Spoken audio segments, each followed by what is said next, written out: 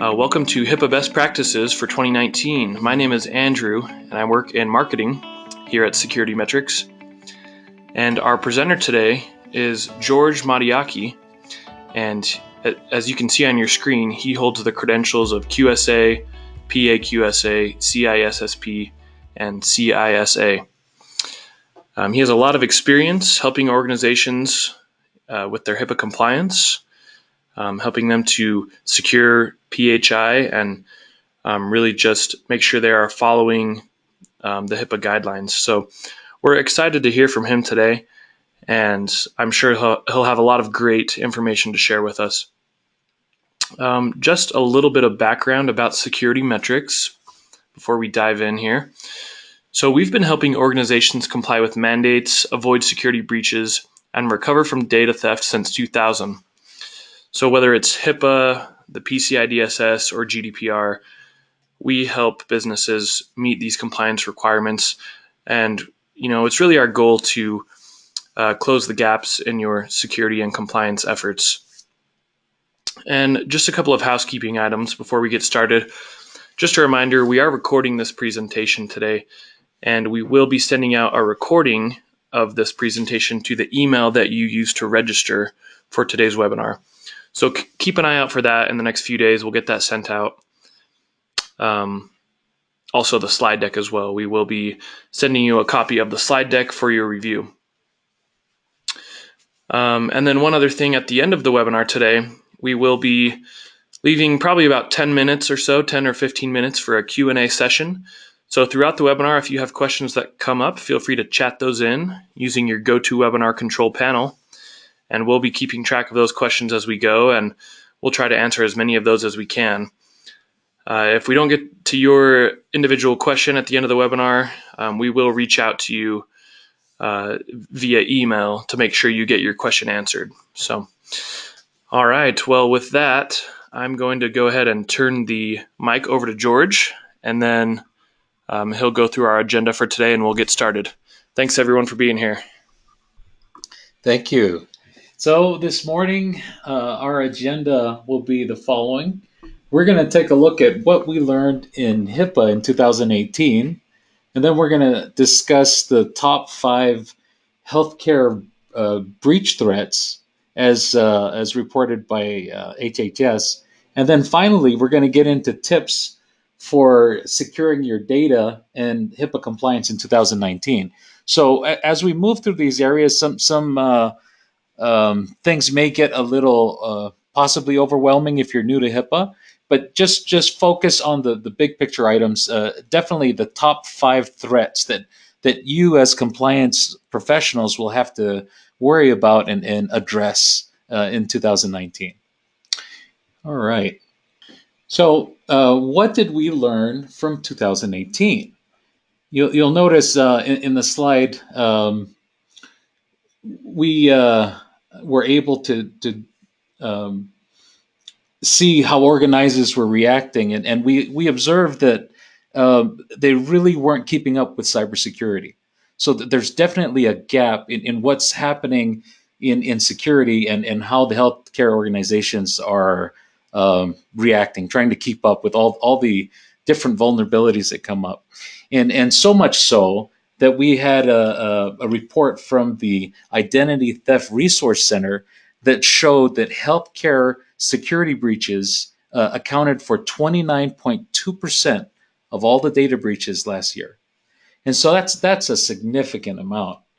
And as we go to the next slide here, you'll note that there's some statistics here. So what we did last year, we interviewed just over 200 healthcare administrators or professionals that have responsibility for HIPAA, and to get a feel for what people were doing. And now, mind you, encryption is a requirement for HIPAA data for PHI. And so notice on this slide, we have 54% of the people interviewed encrypting their PHI. That leaves a whopping 46% that aren't. And so these, the data that we gathered from our interviews is kind of interesting, but it reflects, the 29.2% data breaches that occurred in 2018, it reflects that not everyone is doing what they need to do for HIPAA. Notice also you have 40% doing your reviews of firewall rule sets, and again, that's just a portion of the total interview that are actually doing what they need to be doing for HIPAA. And so with HIPAA, you'll notice they have requirements that are labeled as required, or that you have to do them. And then there's also some that are addressable. And so the ones that are absolutely required, you can if you don't comply with that requirement, then you are basically in violation of HIPAA. But the ones that are addressable, those we just want to make a point that those are definitely not optional. So organizations have actually gotten in trouble with HHS where they were looking at addressable requirements and they decided not to implement them. And in this case, it was encryption, and they got in trouble for that because though it's addressable, it allows you, for some of the technical requirements, allows you some flexibility on how you address the objective. But it is definitely not optional. So just to make that point. And we have some more information there. 66% were using unique logins, which that has to do with, do you share accounts? Do you share accounts when you're doing administration of these systems? And again, a stunning fact that there's a bunch of people not following basic best practices for security. Now, I just want to point out that with these many of these health organizations, they have partners, and so not only do they impact their own compliance, but they deal with the PHI, and they're also impacting the security of PHI for their partners. And so this goes beyond just the entity trying to be compliant. And again, you see those numbers there. 24% are performing penetration tests, and that is a best practice that'll help give you a good idea of what your security posture is of your environment. But let's move on to the next slide. And also in 2018, we have a forensics department that does investigations. And from their investigations, they discovered, what the top organization vulnerabilities are. And I just want you to sort of keep this in mind, or stick this in your memory, because this is a lot of these things parallel what HHS is saying. So you see right at the top there, you've got employees. So that's a huge one, in terms of how do you secure your environment? Your employees are critical because they touch PHI. Their process has to be secure. And so if you're not getting a handle on how your employees are interacting with things, you open yourself up for breaches. And then the next one is insecure coding. Again, a sort of a people thing where you have process and policy that should be around how you do your coding, that should help control insecure code from getting into your environment and opening you up for more breaches. And then the BYOD procedures. In many assessments, we find that certain organizations allow their employees to bring their own devices, sometimes for cost savings or for convenience. And when you don't have good procedures around that, again, that's another area for breaches. A doctor could have their iPad and they want to take home some patient information or to work on at home.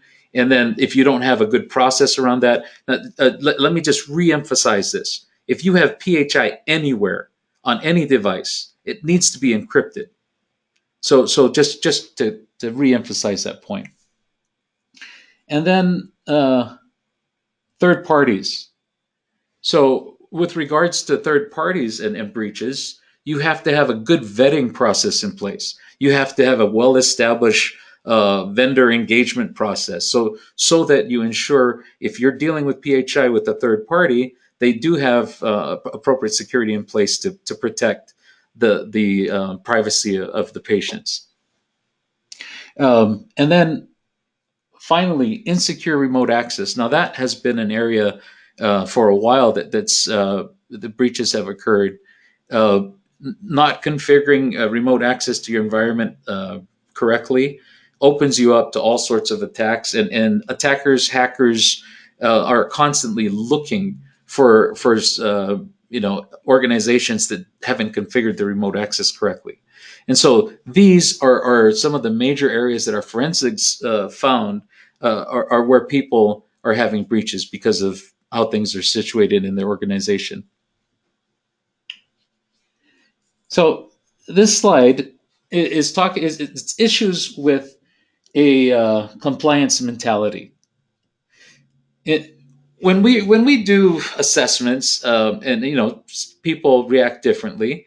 There is one where that raises an alert for us, and as we do assessments, and it's when someone has a checklist type of approach to security, and what this means is that they're basically just trying to, do you have a security policy? They create one, you check the box, and that's where it stays. Uh, Security has to be more than that. The focus has to be on, being aware that things change, criminals evolve. What was okay last year may not be okay this year. The different attacks and so on.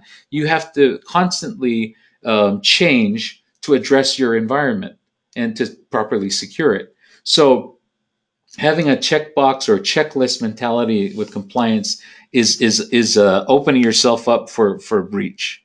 That is the wrong approach to security. Okay, moving on to the next slide here. So the top five healthcare breach threats. Now this is from HHS, and this is really interesting.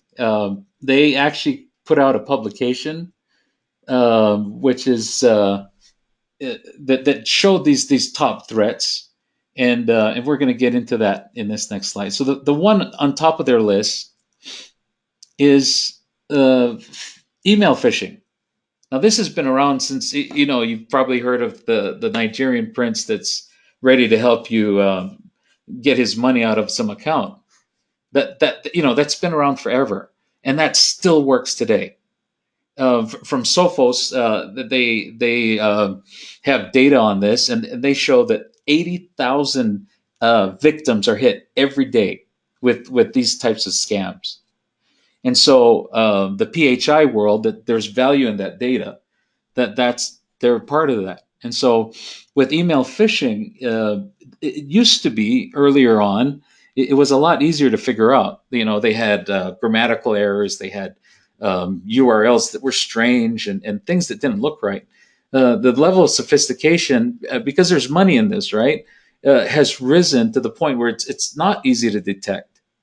And so what ends up happening is people fall for them, even though they get a lot of training, and they get the reinforcement, the caution. If you see a link from someone that you don't recognize, don't click on it. The same with the phone number. You could get some phishing email with a phone number that goes to a call center that sounds real, very professional, and then it disappears in a few days, and they've gathered PHI and done whatever they need to do with it. So, phone numbers and links and such in phishing emails, this is something that people need to be cautious of. And this is on the top of HHS's list of, healthcare breach problems. And so this should also, rise to your list, as well as things that, hey, are we doing what we need to with regards to email phishing? Are our people trained? So the basic best practice for this is training.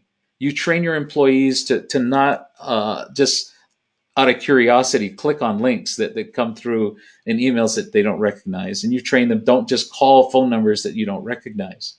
And that's your basic best practice there. And there are additional steps you can take. There are email systems and technology that you can apply here. that will help secure and ensure that you know where emails are coming from.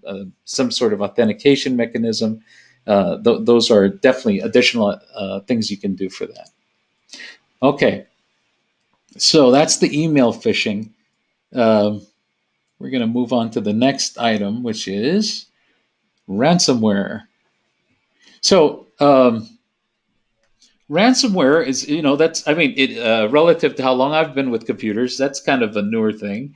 But what's interesting is that the healthcare industry is a prime target. They're like the preferred victim to attack because the criminals know that healthcare organizations can't be down for very long. And so if they're able to get something into one of these organizations, they also know that they can pay. And so they're a prime target for ransomware. Um, Interesting is people put in what's referred to as endpoint protection, and even with systems or solutions that have current updates with endpoint protection, the ransomware is able to still in 75% of the attacks last year is still able to get a successful attack. And some of these the ransomware is also something very sophisticated these days, and it's able to change as it moves itself throughout systems, and so avoiding detection. So things have really uh, evolved in this space, but it is something you need to be worried about. So what do you do about it? You have obviously you can turn to backups if you have some sort of backup system, but a best practice here is to ensure that. So now here's a situation where you have to be aware of what currently is occurring in your industry, and you have to situate your backups in a way that you can return to some prior date, and that you don't infect your backups with the ransomware. And so, that people do all sorts of schemes where they'll be able to go back 2 weeks in any specific day once they're able to determine that ransomware is somewhere. So these are some approaches. The other thing to do is to prevent them from getting that ransomware in your environment.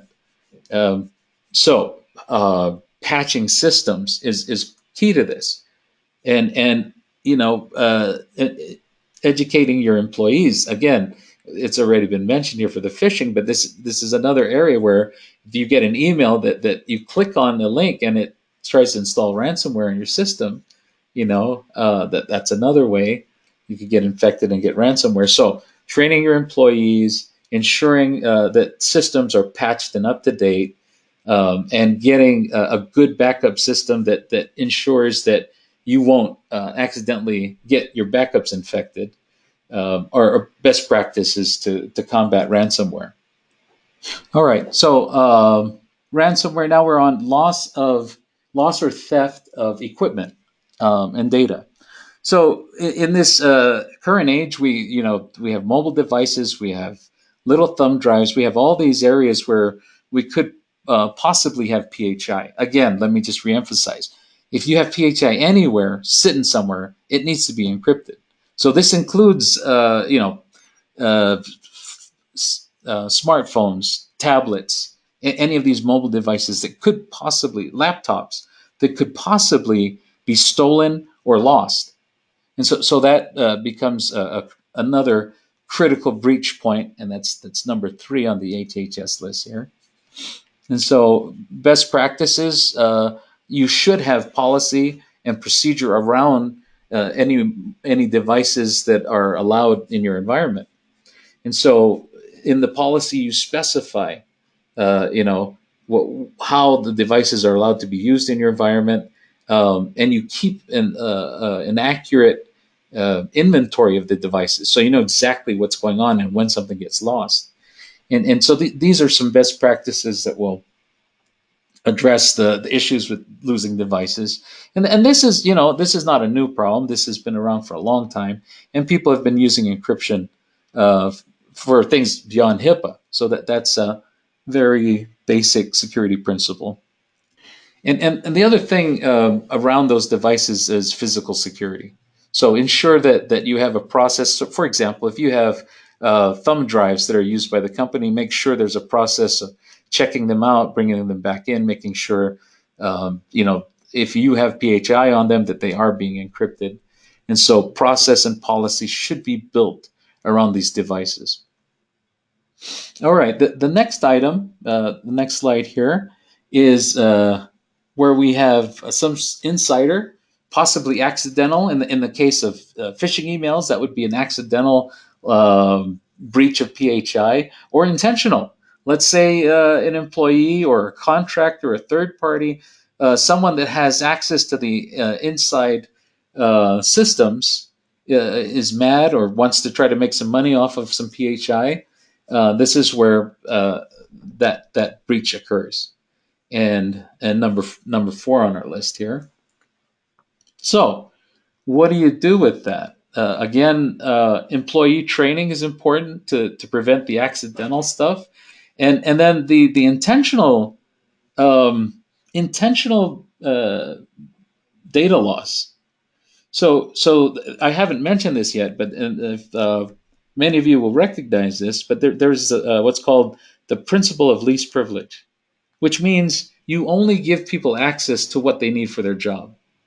When it comes to someone internal, if they don't have a need for access to something, you don't give that to them. And in fact, that's actually a HIPAA violation if you do. But doing that limits, if there's some sort of internal issue, it limits how far that's going to go, limiting what they have access to. So the last item, the attack on the medical devices. So that's a pretty interesting final number 5 in the terms of breach threats. But you have medical devices these days that are able to the Internet of Things, the IoT systems, where you have medical devices interfacing with other computer systems and mechanical devices and people as well. But these represent another environment where PHI could exist. So, what do you do about these things? Um, with this, so some of the other controls that work for the other areas or other threats work here as well. So let me just throw out number 1, patching your systems. For people to get access to these devices, a lot of times they'll breach some existing system and then work their way to these medical devices.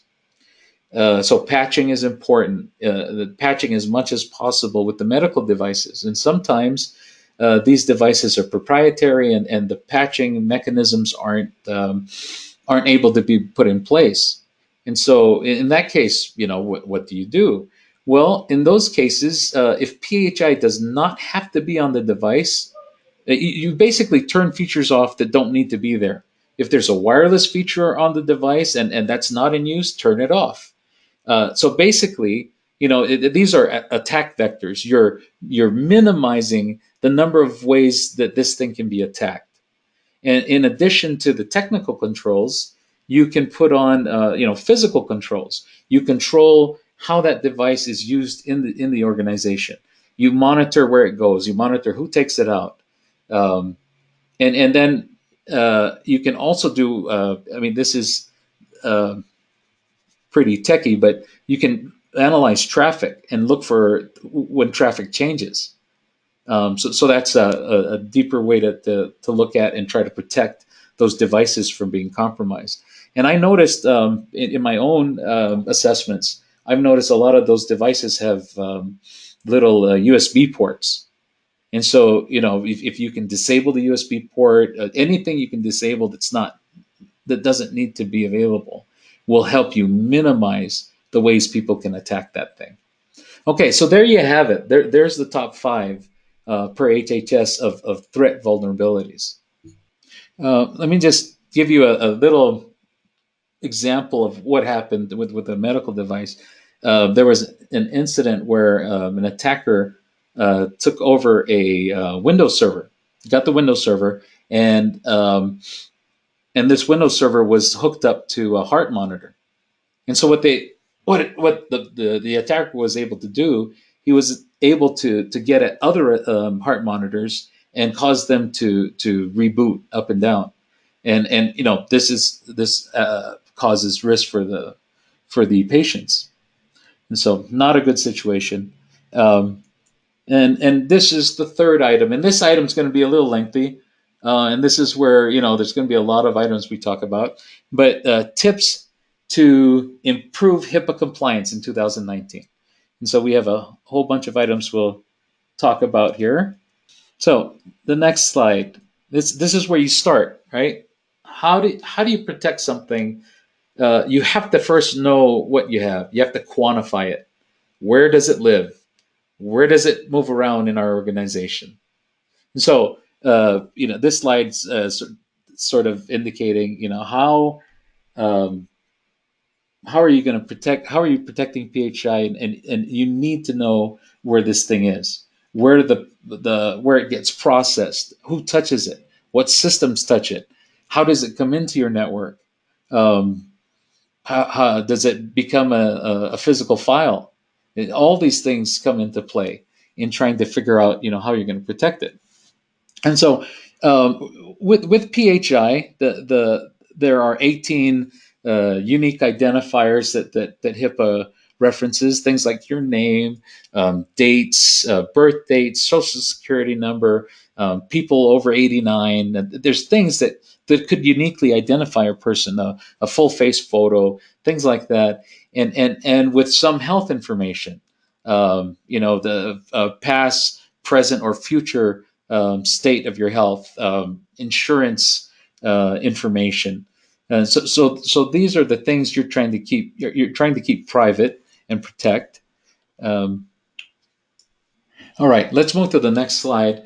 And in the next slide, we talk about the um, documenting your PHI. So a good way to start is to set up a diagram that tracks the flow. Where does PHI come in? How does it get processed? Where does it get stored if it does get stored? And then what happens to it? How does it get out of here? And then once you've documented this, a key piece to any of these security measures is that you maintain whatever it is you're doing. So whatever you're going to do, you have to make it sustainable. If you create a diagram one year and then you don't update it as things change, it 3 years later, do you have a diagram of your PHI? Well, yes, we do, but it's useless because it doesn't reflect the current state. Right. So when you're creating your documentation for how PHI um, is processed or stored in your environment, you need a process to maintain that document, and we'll discuss some of that a little bit later. But that's important. That's an important part. So that's the next slide is basically talking about what I just said. You know, you should update your document. Things change. So, for example, let's say your PHI changes location, and you're like, oh, it's still the same process basically, but now we're just sticking it over in that locked room instead of that cabinet, the locked cabinet. And he's like, oh, I don't want to update the document. That's close enough. So that approach will, could possibly lead to a breach. You have to be diligent on the thing. If something changes, properly document it. And the question you ask, do we have to do anything different to protect PHI? That should be the question when things change, right? So it used to be in a locked cabinet. Well, we stick it in that locked closet back there now. And the question is, well, who has access to that closet? Is it just the people that need access to that PHI? So those are the sort of process tasks that need to happen when a change occurs and you need to update your document. And so that's critical to avoiding breaches, even though it may not seem that important, but you have to approach it that way. So another point that we wanted to make here is sometimes when we're auditing an organization, they try to um, do everything right before we come on the audit. And so to include changes and updating their documentation. And a lot of times, this can be uh, inaccurate because you're trying to cram stuff and changes and trying to figure out what happened throughout the year.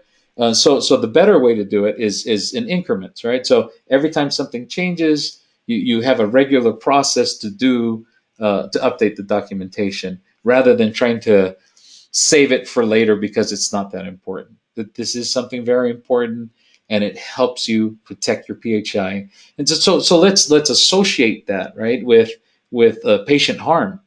So because you're not protecting PHI, or you could possibly cause a problem, you have patient harm and possible fines. That's what that translates to, is neglecting your HIPAA compliance items. All right, so the next tip here is making sure you're looking at vulnerabilities, basically things that could cause you problems, things that could cause you harm. So the next slide talks about risk, and so uh, the tip here is that you, on an annual basis, you update your risk analysis. This includes, so when you're doing a risk analysis, you want to look at everything, not just your little system that processes PHI. Are there other systems? Are there physical systems? Are there things that deal with people that could affect the security of things? And so when you do a risk analysis, are there any controls that need to change or be updated? Meaning, are there HIPAA things that we do that need to be updated so that, because of changes to PHI? And so that's all part of your risk analysis. And I'm going to get a little deeper into the risk analysis here, but from a HIPAA standpoint, that should be performed at least annually, so that you are addressing the things that need the highest priority. And then we'll talk about that here. So let's go to the next slide, and I'm just going to talk about risk analysis here.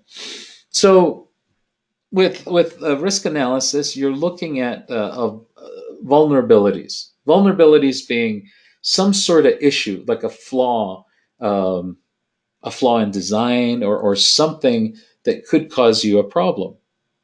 And then a threat. If what is the threat? Can somebody use that vulnerability to do anything? There's a threat that something could happen, and then there's the risk. What is the risk if that threat is acted upon? Somebody. So, and I'll give you a real life example. That's not HIPAA. So let's say the vulnerability is your door lock broke on your door.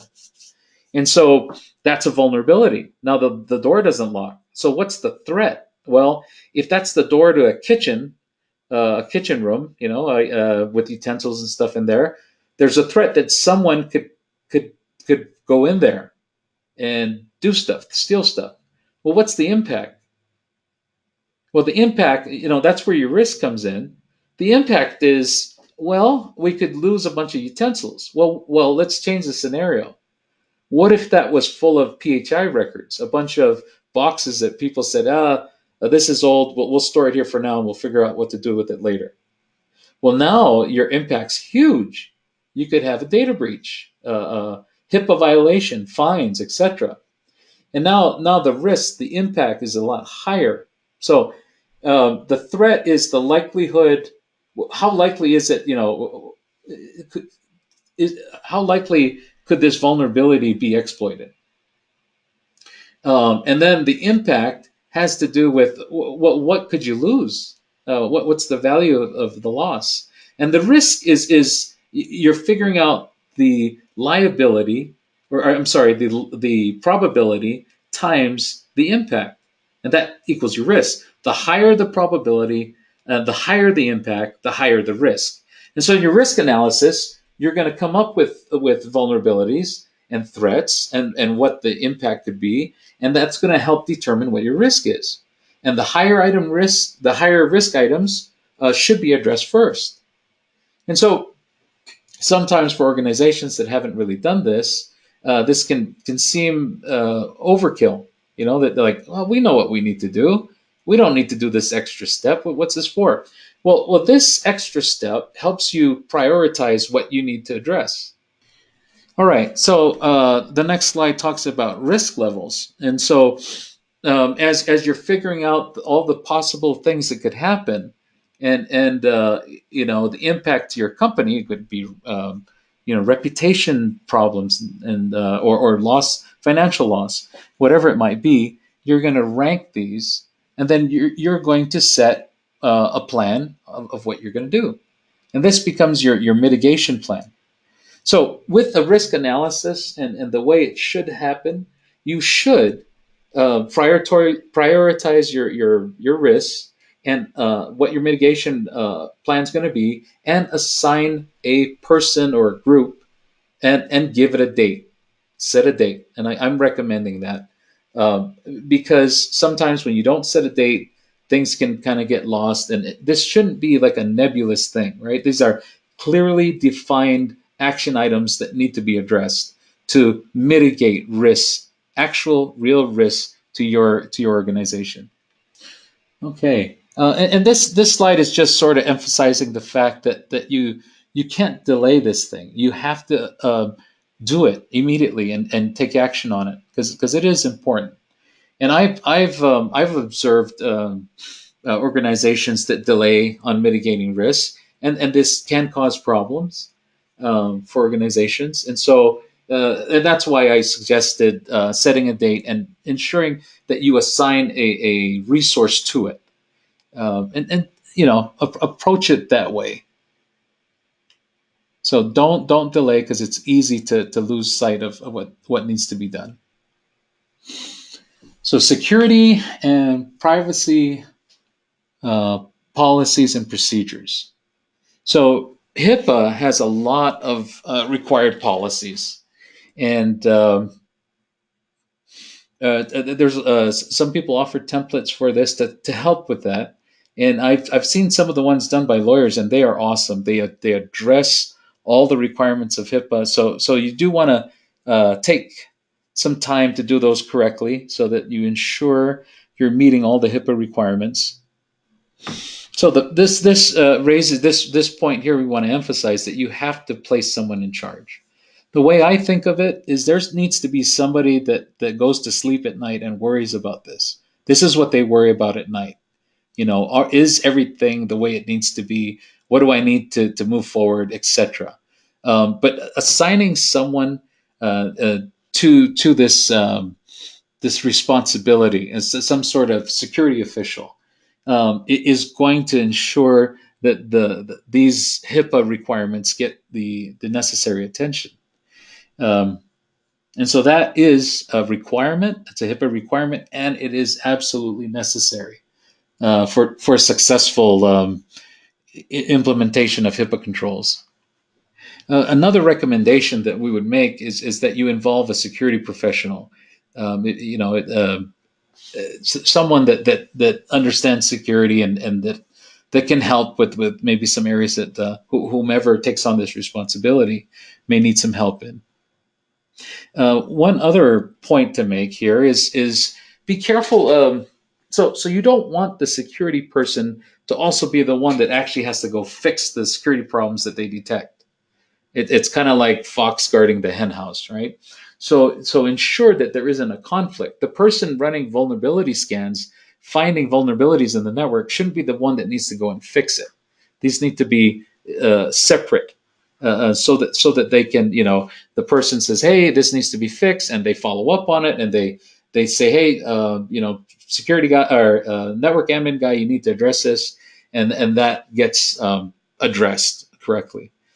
Conflicts of interest can lead to, if it's the admin guy that's also the security guy, then fires may take priority over important security things, and so that conflict can cause breaches of security. And policies and procedures. So you need to implement these things, right? There's no getting around all the required policies that HIPAA has. Some important things is you have to keep these things updated, and you have to train your staff. It's of no use to have a policy that no one knows about, and I've seen this happen. I've been on assessments where they have it. I say, where's your policy? And I say, oh, they have a policy. And I talk to people, and they have no idea what the policy requires. So it is important that whomever these policies apply to, that the people get trained and they understand what their responsibility is. So that is an important point there. And again, regularly update it. It should be reviewed regularly to ensure that any changes are addressed and the policy updated as needed. Okay. Just another thing to note: if you're creating a policy for your HIPAA compliance that's 2 or 3 pages, that's probably not large enough. That's really inadequate. That will not meet what's required.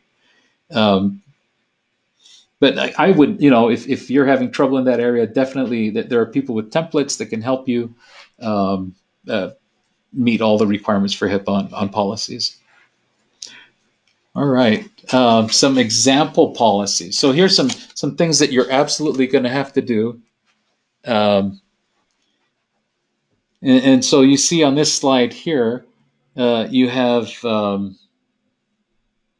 of your privacy rule policies. You're going to use and disclosure of PHI, and then your minimal necessary security rules policies, and then physical security and log monitoring. So these are policies you'd have in place, and these all are helping to ensure that adequate controls are in place. So you got the policy, you get the procedure, and so policy is driving procedure, driving your compliance controls. Okay, so let's move on to the next slide, and this is we're getting into the actual physical security area, and so just a few tips on this. So for physical security, a big piece of it is ensuring that you have accountability. Can you determine when people are physically in an environment? So things like logging, access badge controls, um, video. If you have cameras that are monitoring areas where sensitive data exists, for example, a storage room, the door to a storage room, you could stick a camera up and monitor who goes in and out of that storage room. You could have some sort of badge, access badge. Um, but with physical security, one of the things you also want to do is ensure you can tell if somebody doesn't belong there.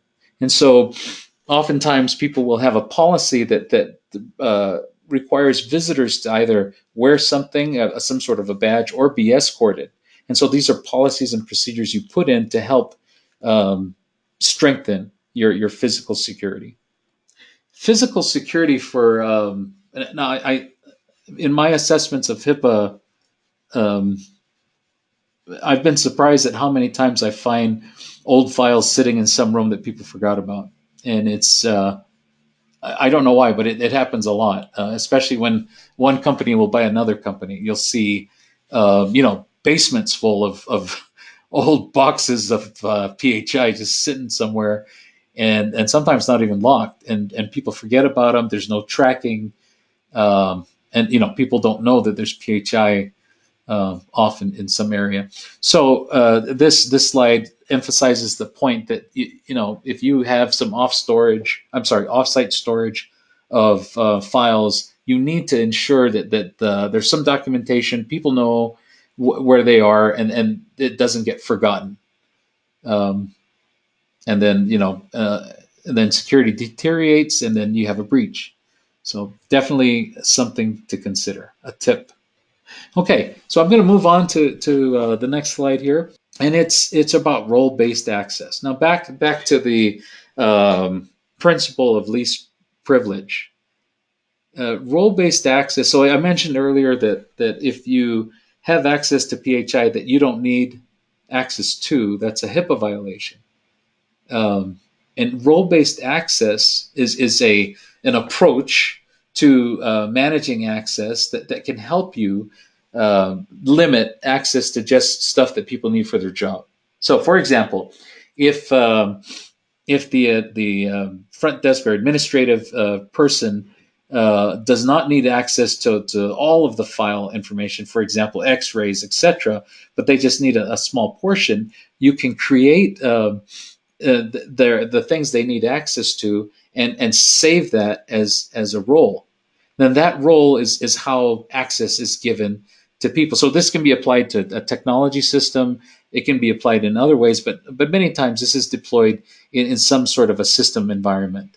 And you use these roles to ensure that PHI is properly controlled. And you know, oftentimes the folks that are higher up will want a lot more access than they need. And again, this is you know, from a security perspective, you're opening up attack vectors. You're opening up areas that could be attacked that don't need to be there. And so limit data, limit access to PHI to just what people need for their job. And you know, I'm going to just add one more point on this.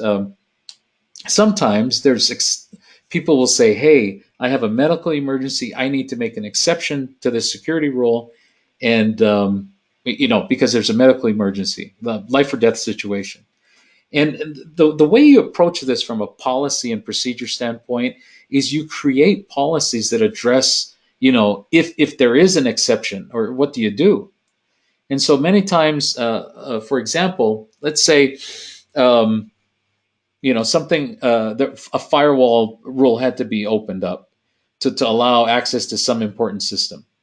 And so if there's no emergency or exception policy, it could be that that fire rule stays there and people forget about it, and then it gets used to create a breach. And so you need a procedure that after the emergency is over, that there's like a post-mortem process that looks at, okay, do we need to put things back? Is there any security that was broken that needs to be put back in place? And so I would suggest that in your policies, you know, as time goes on, you'll need to consider having some sort of policy that addresses things that could happen in your environment. And that's just the reality of it. But you want to make sure that whatever you do doesn't create a potential security problem down the road. So moving on here, you should have some sort of alert process where if things change, and we kind of mentioned this in an earlier slide, that if things change in terms of your PHI environment, you should know about it. Build that into your process and your policy. I'm going to go to the next slide here. Updating and patching systems, that was mentioned a few times for the medical device attacks and um, uh, you know, other attacks, ransomware, etc. Patching is critical for your environment. So configuring logs, the review of logs is not meant to be a manual process, right? This should be, you get alerts from logs, that you configure your logging to alert you if something happens. And so when you do that, my advice, my tip is that ensure that it's working as designed. You know, if you're trying to alert on an admin logging in, have an admin log in and make sure that log gets generated and you get the alert. So trust but verify. That's what assessors tend to say. Encryption, I've you know, kind of emphasized this, the importance of it. If you store PHI anywhere, it needs to be encrypted. There are other things that you can implement: intrusion detection, intrusion prevention, and remote access. Let me just reinforce this. You have to configure your remote access securely. You set up some VPN with multi-factor authentication, and that is the current way that people set up the remote access, and ensure that it's done in a secure way. But that's another attack vector that commonly used by criminals. So additional security best practices, a little bit wireless information there. If you're, my recommendation is, if you can, don't use it. But if you have to use wireless, currently a lot of people will use WPA2 with AES, and that tends to do the trick. But if you can avoid wireless, you know, that's probably a better way to go, and not have PHI floating around in wireless. Okay, the next slide about training. I'm just going to be kind of brief on this because I kind of ate up too much time. But training has to be implemented. That's remember the phishing, email phishing is a big issue. You have to train your employees to know what their responsibility is and how to treat PHI. That's critical if you're going to have any hope of being successful with your HIPAA controls. So also social engineering, make sure they're aware of current attacks. So in your training, you're going to hit different categories, different areas, and then you need to test your people. Make sure that whatever your training is, that it's actually being effective. Are they actually getting what you're trying to train them on? And so, getting some sort of feedback, some kind of test is important. And I'm going to talk about incident response now.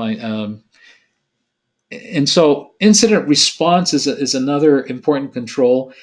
Being able to react to a breach or suspected breach, uh, um, you want to practice, you want to test your incident response plan prior to a breach happening so that you can practice and make sure that your approach to it, your plan to it won't bring down production systems, won't damage things. And so you should have an incident response plan, figure out what you're going to do if a breach happens, and then figure out and test it. Make sure that phone numbers work and that your plan is going to do what you intend.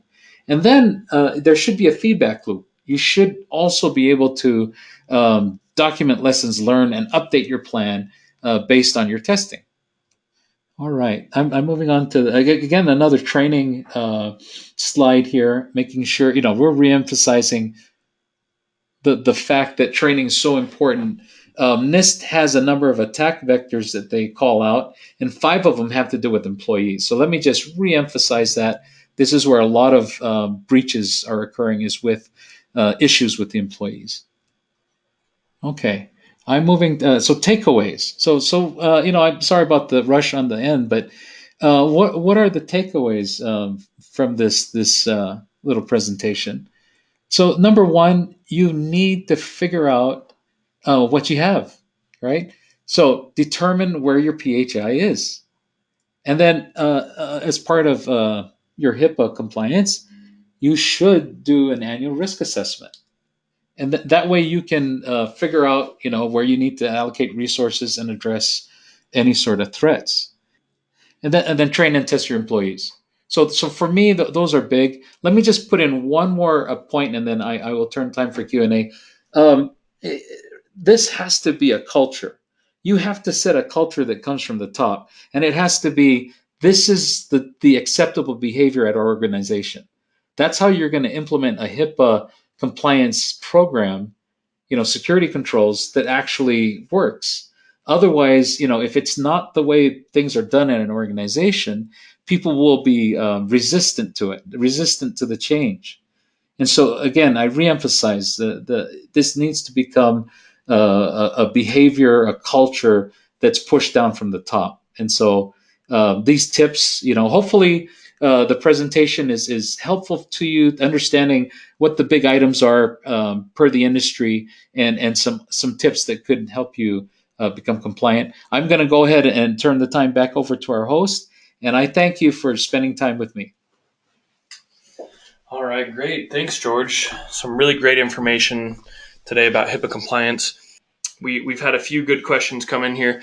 One thing before we get started here, I did just want to mention, just to let all of you know, we're in the process of being able to do high trust assessments here at Security Metrics. We'll be able to do high trust assessments in the near future, so feel free to contact us to find out more information if you're interested in that. So first good question here that came in. The question is, how do we ensure data security while in transit over a network? So George, if you could speak to that a little bit. So my immediate thought is encryption. The same question comes up with regards to cloud. How do you ensure your cloud data is going to be okay? And for a lot of people, they took the approach of, well, I'm going to use a cloud service, but I'm going to encrypt my data. So no matter who touches my data out on the cloud, they won't have access to it because I'm encrypting it and I'm controlling how the encryption is occurring. So my response to how do you now, there are other things that come into play, right? But the basic, how do you encrypt transmission over network? It's going to be encryption. You also want to prevent people from getting on that network that shouldn't be there. And so ensuring that only people that need to be on that network are on there. And I segmentation is the term often used to say we're going to stop, we're going to sort of cut this little piece out so that it's ultra secure, and only things that need to be on that network are going to be on there. And so you limit who has access to that network. So those are a couple items that people do to secure their networks. Great. All right. Next question here. George, do you have any recommendations of applications that provide log monitoring, like a FIM IDS, and also do you have recommendations for pen test? Yes. So OSSec is used a lot. The elk stack, some open source tools there. The elk stack is a common tool used for logging. And I believe, what was the other? What was a question about pen test as well? Do you have pen test? Yeah. So with penetration testing, oftentimes there are offerings that are really more a vulnerability scan and not a pen test. So penetration test goes beyond just a vulnerability scan, right? And so I don't know if it's still the case, but some years ago, people were selling a vulnerability scan as a penetration test, and that's not real. I mean, that's not a penetration test. A penetration test will go beyond. It'll figure out if there's vulnerabilities and then validate whether or not they're exploitable. That's the difference there. Can I actually exploit this thing that's a vulnerability? And penetration tests are usually a lot more involved than just a little scan. They're gonna find out what are the current ways that people are breaching systems, and will that work in this environment? Do they have anything that could possibly be breached?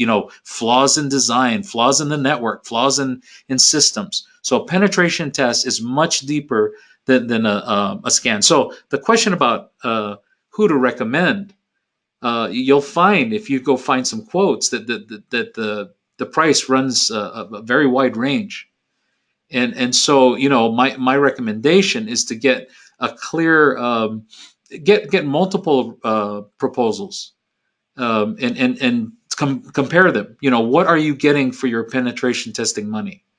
And that's key. That's important. So I wouldn't endorse any specific product, but I would say be careful. Don't pay for a vulnerability scan. Make sure you're getting a penetration test. Great. And while we're talking about recommendations, do you have any recommendations for secure password management? Well, there's a lot of them out there. There's one that never knows your password. You manage the encryption key, and I can't remember the name of it. Darn it! I thought that was a good idea, and it's not KeyPass, but if it's one of the guys that compete with KeyPass. If you do a search, you'll find the top 10 password managers. You always run the risk of, well, what if the password manager code gets compromised? Then somebody could get access to all my passwords. That's always going to be a risk, other than with the folks that allow you to manage the encryption. I'm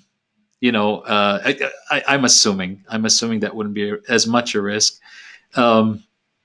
But yeah, I don't think you get away from that risk of what if, because that's happened before. It's happened before with password managers that were around for years. And so just because something's been around for a long time doesn't mean it's secure.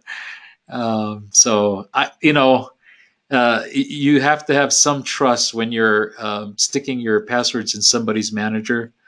And there's a number of them out there. I confess I use one but I'd be okay if it got compromised. I do multiple things to secure my passwords. Yeah, you should have a redundancy plan too, just in case it got compromised.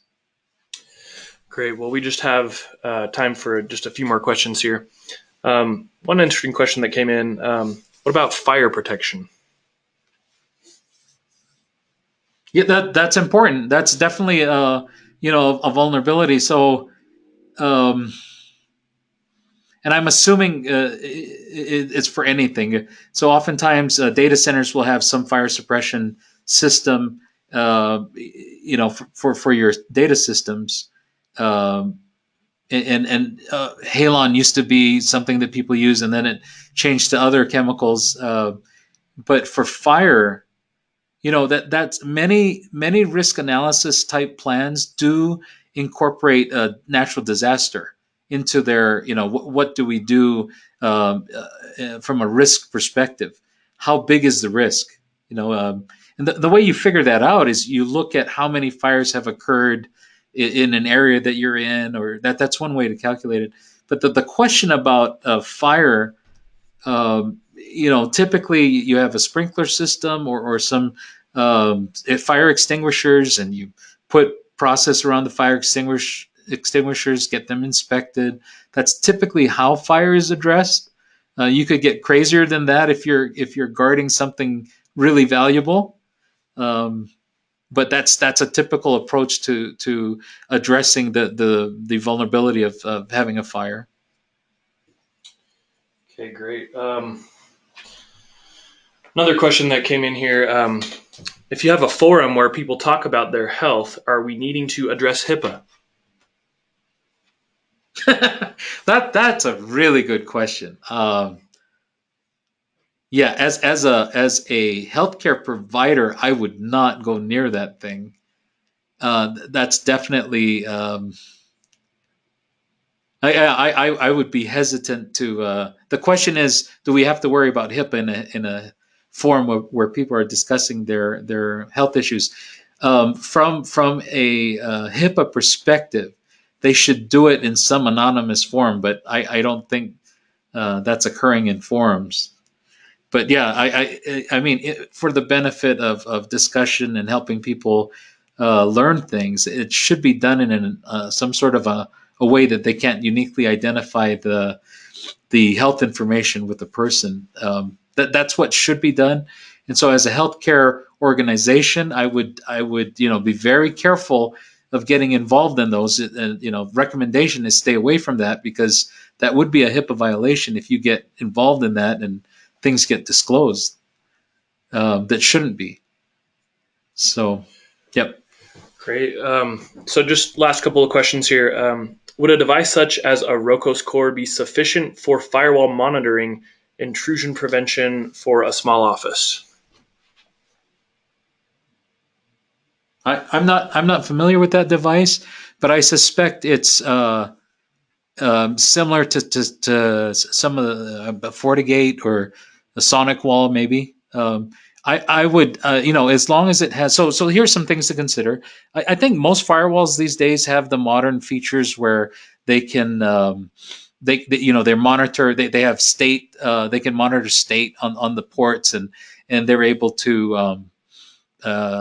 Detect somebody trying to do some sort of attack. So if you have some sort of IDS or IPS embedded in the device, that'd be awesome. I don't know if that's part of it, but for a small office, that should do the job. Now, if you're wanting to incorporate IDS, you may need to add some sort of additional device if the little firewall doesn't have it on it. Yeah, I mean, from a HIPAA perspective, as long as you're doing all the controls, you're reviewing the rule set, making sure that you don't expose more than needs to be exposed. If PHI is involved, you need to be very careful at that point. Ensure that before PHI does anything, it's getting encrypted. If it's leaving your environment or coming into your environment, make sure you have appropriate protection around it. And encryption is a good way to do that. Awesome. And just to follow up, going back to the question about if you have a health forum where people are discussing their health issues, the question is, well, what if you're not a healthcare company? Do you still need to follow HIPAA? Well, as a person that promotes good controls over HIPAA, it'd be hard for me to say. So usually the issue is financial, right? You get fines. As a person, as long as you're talking about yourself, that would seem okay. But just as a security professional, I would just not do that at all, and keep myself anonymous. But from a liability standpoint, I don't know that you would get a fine from HHS for doing that, especially if it's just on yourself. But I personally just do not feel comfortable doing that, so I would not engage in that personally, and I would try to keep myself anonymous if possible. But so it is a HIPAA concern, but it's not one that anybody would get dinged for, because it's you sharing info that apparently you're okay with. That would be my thought on that. I think that's a hard question, but I don't think there's any liability there. And we just had someone comment, just an interesting comment here, saying she's wondering if HIPAA applies only to covered entities, which are healthcare providers, healthcare clearinghouses, and healthcare insurers. And are you saying and not business associates? In this comment here, it doesn't list business associates. So business associates are subject to HIPAA, because they could interact with PHI, and oftentimes they'll have agreements with the covered entity that could also include privacy rules.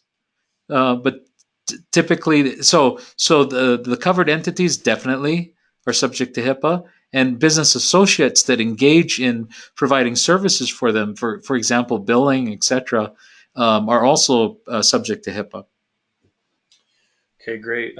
We had someone else chat in here with a recommendation for a great password manager. They said LastPass. I like LastPass, and I've used it. I use something else these days, but I like LastPass. Great. Do you have time, George, for a few more? Yeah. Okay, let's keep cruising through these here. As we're trying to wrap up, but we want to get as many of these answered as possible. So one question is, how do you transport backup media to your offsite storage location? So I guess you get tired of hearing encryption, but that's how you do it. You do not take backup unencrypted anywhere. In the local area, we had an incident where a whole bunch of data was lost, and it's because some guy had the backup tapes in the back of his car, stopped at 7-Eleven, and somebody stole his briefcase, and it wasn't encrypted. And so there you go. You have a data breach over some guy carrying non-encrypted backup stuff in the back of his car. So encryption is the answer, and that's how you should do backups these days. So that when you're taking them to an offsite storage, they're safe, and it's okay if somebody steals them. They're useless. I think a lot of people are moving away from tapes these days. They're kind of backing up to discs these days. But yeah, if you're still dealing with tapes, and offsite tapes, definitely encrypt. Also, George, we had a question about a recommendation for data access emergency. Yeah. Oh, a recommendation for policy? It just says a recommendation for data access emergency. So do you have any recommendations? Well, so I mean, hopefully I understand the question, but what I would do is I would set a policy that's somebody has to approve the thing. It can't be just, hey, I have this emergency, I need it now, just do it. And it needs to be, okay, we call XYZ and you get approval first. Get the approval, and then you provide the access, like IT folks or whomever needs to provision the access. And then after the emergency, you need to do like a postmortem analysis of, okay, why did this happen? Why was this exception needed? Now, what do we need to do to go back to how we were and get things back to secure? And do we need to remove access that was provided? So emergency policy procedure needs to clearly define what's going to happen when the emergency has passed, and how do we put things back the way they need to be.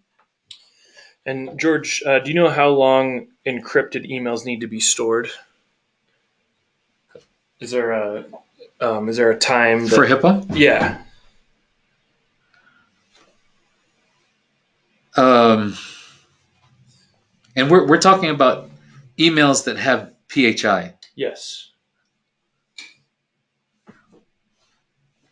I forgot. I'm sorry. I think I want to say 9 years, but that may be wrong. We can look it up. We're gonna look it up. I'm so sorry. I don't know. I forgot. And then another question here: would password requirement be okay for thumb drive backup?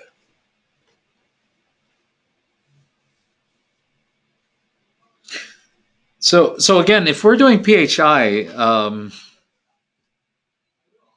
oftentimes people figure out a way to break those things. So if we're talking PHI, I would recommend making sure it's encrypted in some way. But I would be careful of that, because sometimes people figure out how to get around the password on those devices. So I have what's called an iron key, and that iron key is encrypted. And so my iron key, has a password and has things like that. But be sure. I mean, if it's a password, or if they break into it somehow, would they be able to get the data? I'm okay with it, as long as it's keeping things encrypted, and if people are able to grab the file. But if I'm not too sure what technology is being used, but I would be careful, just because I've seen where different technologies to secure thumb drives have been bypassed, and hopefully it's not one of those. And hopefully yours is secure. If everything works as designed, and information is encrypted correctly, that's good. That should work. Awesome. And George, should server hard drives be encrypted? Well, so you run into the so should they? I would not personally, just because sometimes that can take a performance hit, and oftentimes when there's a breach, if a server is running and somebody breaches the system, the drive is accessible, and it's if you steal it and try to get onto it, that you can't get access to it. So a lot of times, drive encryption, it ticks the box, but sometimes the way that people breach those things, it doesn't protect it. If you can, it's not a bad thing. It is definitely a one more layer of protection. I wouldn't say it's bad, but I wouldn't rely solely on that. But if it says, I need my PHI encrypted, you meet the requirement. But make sure that system is not somebody can't that it's patched, that it's up to date. Somebody can't break into that system, because when it's up and running and somebody logged in and somebody breaches it, the data is accessible. It's so that's something to consider. Absolutely. Yep. Great. Well, thank you everyone for being here today. We're going to end with one final question here, and that's just, George, do you have any recommendations for risk analysis templates? Oh, NIST has what is it? NIST has one. It's kind of big. Darn it. I am getting a bit older. I apologize. I can't remember the darn number. NIST has a risk framework that you can use. That is a bit large, though. Let me see. So what I've seen, this is what I've seen, and I've seen them as simple as people listing the threats, the vulnerabilities, threats, and what the potential risk is in a spreadsheet. I've seen people do that, and then they document the risks and they rank them based on the impact and the probability. and then they assign a resource to it. So I've seen it done that way, where your risk analysis is just a little spreadsheet. Um, and you could also go the other way and use the NIST framework, NIST. NIST has a risk analysis framework that you can follow. But that may be a bit much for a smaller shop, a smaller organization, but it's thorough. It does the job. Um, And George, we have someone chatting in here saying they think it might be NIST 800-30. yeah, that sounds right. That sounds like the right one. Thank you. Yeah. Thank you, Cheddar. Awesome. Well, we're going to go ahead and wrap up. I know we've gone way over time, and we appreciate George for carving out some extra time here to answer some questions. I just wanted to end with a story here that someone chatted in. They said, "Hey, I just want to let everyone know about a scam that we have been experiencing lately. A company calls us calling themselves the PCI HIPAA company, and that they need to do a mandated audit on our system. Every time we ask them for their company information, they get super dodgy and hang up. Different people from the same company with the same scammy script call, and we again ask for anything in writing or more info on their company, and they always hang up." So I just thought that was funny. You know, it's just something to be aware of. Absolutely. And George, you probably heard of this as well. But thanks again to everyone for joining us for our webinar today. We'll do another webinar, another HIPAA-related webinar soon. So, always stay tuned. And thanks for joining us today, and we'll see you next time.